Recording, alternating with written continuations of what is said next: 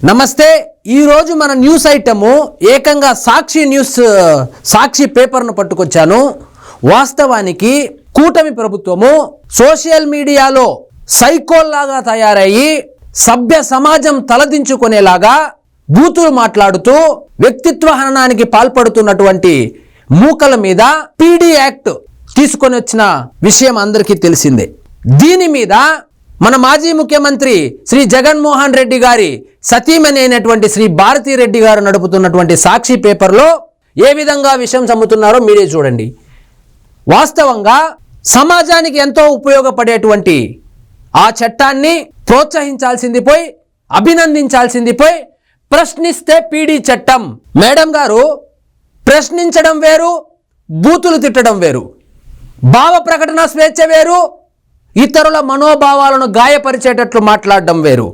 ముందు ఈ రెండింటికి తేడా తెలుసుకొని ఈ వార్త ప్రచురించుంటే హర్షించే వాళ్ళం మేడం. ప్రశ్నిస్తే పీడీ చట్టం, నల్ల చట్టంతో చంద్రబాబు సర్కారు అణిచివేతకు కుట్రలు, సోషల్ మీడియా పోస్టులోనూ సైబర్ నేరాలుగా నమోదు చేసే పన్నాగం. మీరు ఇక్కడ అర్థం చేసుకోవాల్సింది, సోషల్ మీడియాలో పోస్టులు పెడితే కాదు మేడం, సోషల్ మీడియాలో అసభ్య పోస్టులు పెడితే, సోషల్ మీడియాలో వ్యక్తిత్వ హననం చేస్తే, సోషల్ మీడియాలో మార్ఫింగులు పెడితే, సోషల్ మీడియాలో అసభ్య వీడియోలు చేసి యూట్యూబ్లో అప్లోడ్ చేస్తే దాని మీద పెడతానన్నారు. కానీ మీరేం రాస్తున్నారు? సోషల్ మీడియాలో పోస్టుల్లోనూ సైబర్ నేరాలుగా నమోదు చేసే పన్నాగం అంటున్నారు. ఇది ప్రజలను తప్పుదోవ పట్టించే వార్త కాదా అండి? సైబర్ నేరాలు పదాన్ని చట్టంలో స్పష్టంగా నిర్వచించకుండా కుతంత్రం. పీడీ చట్టానికి సవరణ పేరుతో కూటమి ప్రభుత్వం పన్నాగం. కేంద్ర ఐటీ చట్టం పరిధిలోని అంశాలు సైబర్ నేరాలుగా ముద్ర, సైబర్ నేరాలకు ఏకంగా పీడీ చట్టం పరిధిలోకి తెస్తూ సవరణలు, నోటీసు ఇవ్వకుండానే అక్రమ అరెస్టుకు బాబు సర్కారు ఎత్తుగడ. ఇది ఎక్సలెంట్ మూవ్ అండి. ఎందుకంటే నోటీస్ ఇచ్చి బిర్యానీ పెట్టి పంపిస్తా ఉంటే వాడు బిర్యానీ తినెళ్ళి మళ్ళీ అసభ్యకరమైన పోస్ట్ పెడతా అన్నాడు. కాబట్టి ఇలాంటివి జరగకుండా ఇమ్మీడియట్గా అరెస్ట్ చేయాలి. కొంచెం కఠినంగా వ్యవహరిస్తే తప్పితే ఇలాంటి వాటిని అరికట్టడం సాధ్యం కాదని సహృదయంతో, ముందు జాగ్రత్తతో కూటమి ప్రభుత్వం ఆ యాక్ట్ ని తీసుకొని వస్తే దాని మీద బురద జల్లే ప్రయత్నం చేస్తున్నారు. మీరు ఏడాది పాటు అక్రమ నిర్బంధానికి పథకం కాదు, అదే కరెక్ట్. బడ్జెట్ సమావేశాలకు చివరి రోజు అజెండాగా ఓకే. ఇక్కడ చూడండి, సెక్షన్లు మార్చి చట్టాన్ని ఏమార్చి అంట. రాష్ట్రంలో చంద్రబాబు కూటమి ప్రభుత్వం బరితెగింపు కాదండి, చాలా రోజుల తర్వాత జనాల్ని పట్టి పీడిస్తున్నటువంటి పిశాచం లాంటి ఒక భూతానికి ఆ వైద్యమే ఆ చట్టం. విపక్ష నేతలు సోషల్ యాక్టివిస్టులపై నిత్యం వేధింపులంట. ఎవరు సోషల్ యాక్టివిస్టులు? ఎవరు మేడం సోషల్ యాక్టివిస్టులు? వర్రా రవీంద్రారెడ్డి సోషల్ యాక్టివిస్టా? బోరుగడ్డ అనిల్ కుమార్ సోషల్ యాక్టివిస్టా? పంచ్ ప్రభాకర్ సోషల్ యాక్టివిస్టా? శ్రీరెడ్డి సోషల్ యాక్టివిస్టా? వీళ్ళ మీదనే కదా కేసులు పెట్టింది. మన సోషల్ యాక్టివిస్ట్ ల్యాండ్ నుంచి వచ్చినారు. మీకు సంబంధం లేని చట్టాలు, సెక్షన్ల ప్రయోగం, చివరకు మహిళ అయిన సుధారాణి పైన పోస్కో కేసు. సుధారాణి ఏం పోస్ట్ పెట్టిందో తెలుసా మేడం మీకు?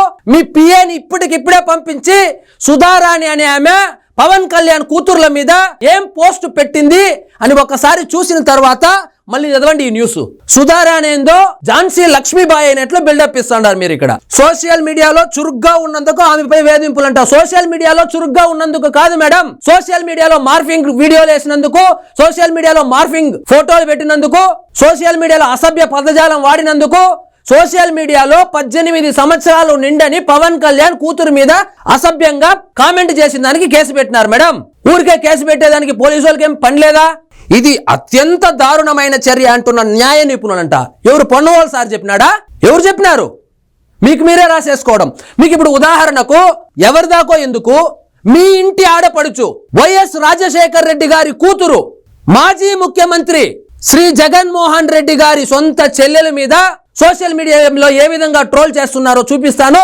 ఆ వీడియో చూసిన తరువాత కూడా అది కూడా భావ ప్రకటన స్వేచ్ఛే, ప్రశ్నిస్తే పీడీ చట్టమా అనే ఆర్టికల్ రాసేదానికి మీకు మనసు వస్తే అప్పుడు మాట్లాడదాం. మీకు మనసుకు రావచ్చు, ఎందుకంటే మీకు ఇద్దరికి ఇప్పుడు పడడం లేదు. కానీ ప్రేక్షకుల కోసం చూపిస్తాను చూడండి. ఈయన పేరు పంచ్ ప్రభాకర్. ఈయన ఎవరు అంటే మన సార్ జగన్మోహన్ రెడ్డి గారిని అడిగితే మీకు తెలియకపోతే చెప్తాడు పంచ్ ప్రభాకర్ ఎవరంటే.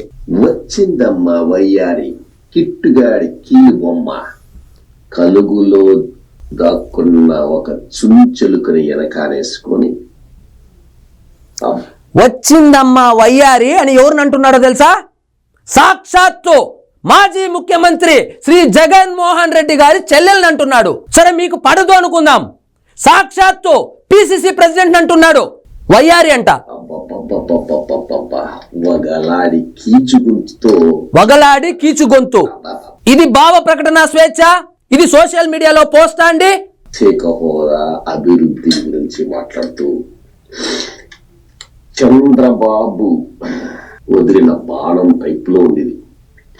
ఎందుకంటే రాజశేఖర రెడ్డి గారు చనిపోయినప్పటి నుంచి రాజశేఖర రెడ్డి గారితో ఉన్న ఒక మళ్ళీ కవరింగ్, ఈ ప్రపంచంలో నాకన్నా పెద్ద రాజశేఖర్ రెడ్డి గారి అభిమాని లేనే లేడంటూ రాజశేఖర్ రెడ్డి గారాల పట్టిని ఏం మాట్లాడుతాడో మీరే చూడండి.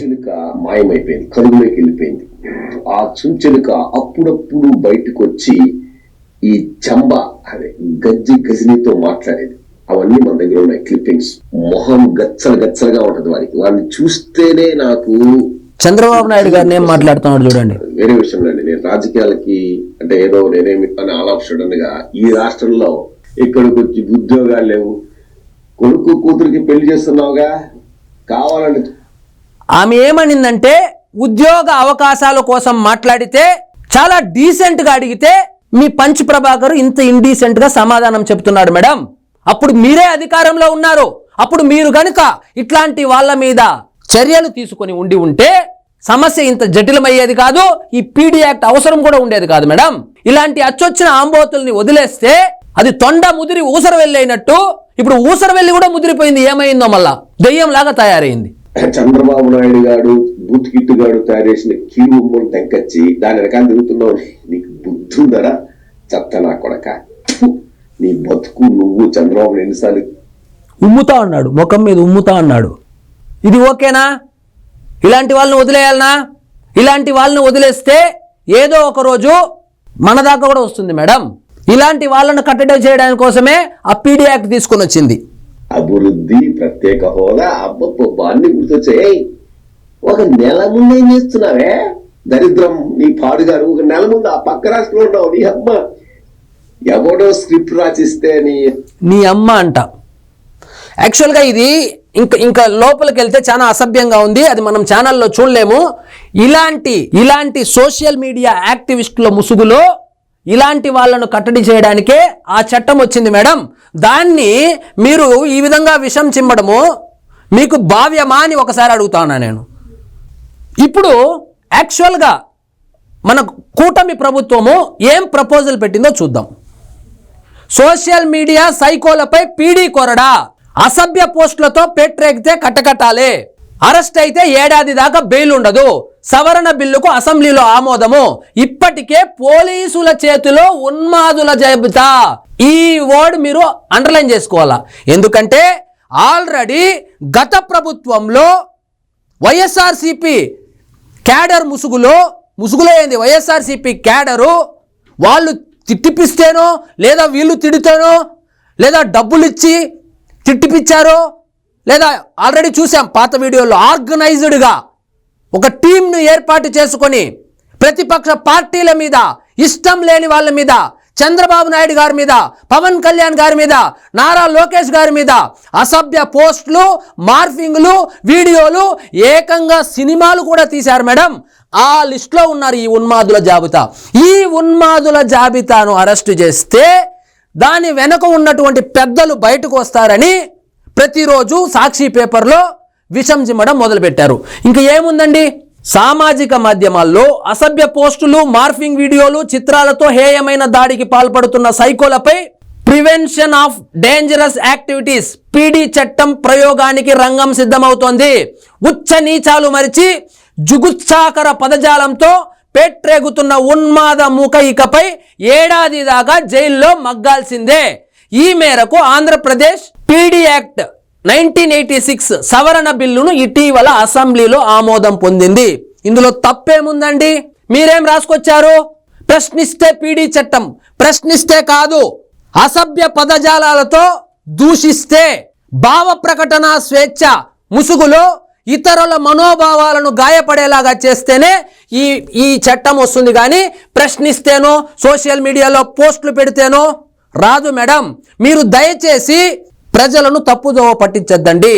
అది కూడా వ్యవస్థీకృతంగా అసాంఘిక కార్యక్రమాలకు పాల్పడతారో వాళ్ళ మీద మాత్రమే ప్రయోగిస్తారు. కానీ ఏదో ఫేస్బుక్ అకౌంట్ ఉంటేనో, ట్విట్టర్ అకౌంట్ ఉంటేనో, లేకపోతే యూట్యూబ్ ఛానల్ ఉంటేనో పెట్టరు మేడం. మీరు దయచేసి ఇట్లాంటి విషం చిమ్మే కార్యక్రమానికి స్వస్తి పలకాలని కోరుకుంటున్నాను మేడం. ఇదండి ఈరోజు మన టాపిక్. మీకు ఈ వీడియో నచ్చినట్లయితే లైక్ చేయండి, షేర్ చేయండి, ఛానల్ మాత్రం సబ్స్క్రైబ్ చేసుకోవడం మర్చిపోవద్దు. జై హింద్.